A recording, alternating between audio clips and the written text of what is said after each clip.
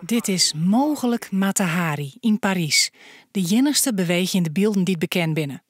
Margaretha Zelle uit Ljouwert, die het begin 20e eeuw naar Parijs gie en verneemd waard als exotische doenseres.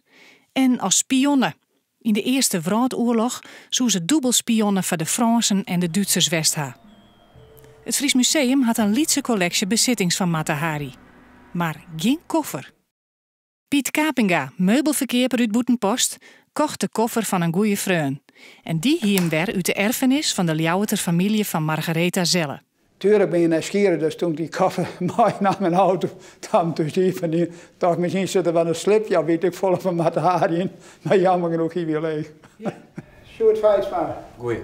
Omdat de gemeente hem zo goed geholpen had met zijn nieuwe zaak in Ljouwert, jouwt hij deze koffer van Mata Hari cadeau. Ik vind het een heel bijzonder geschenk. Zeker dat het gaat om een originele koffer van Mata Hari, dat je natuurlijk hikken en tijn is. Dus voor u als stad en inwoners van de stad is dit wel een heel bijzonder cadeau van Capinga. Ben je er wist van dat het een originele koffer van Mata Hari is? Dus ja, we hebben natuurlijk een aantal deskundigen die dit soort dingen onderzoeken gaan. Dus dat zal de komende weken wel barren. En nou, ik ben heel benieuwd wat daaruit komt, maar vooralsnog gaan we daar natuurlijk vanuit. Het onderzoek gaat ons meer informatie bezorgen. Wat zit erin? Wat voor waarde heeft dat? En kunnen we daar wat mee?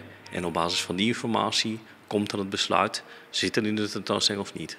Vanwege spionage kwam Mata Hari in Jorretje Santjen voor het vuurpeloton. Oer 2 jaar, 100 jaar na haar dee, giet het archief in Parijs iepen.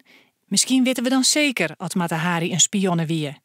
En wat er in deze koffer zitten had. Of blijft ze een mysterie.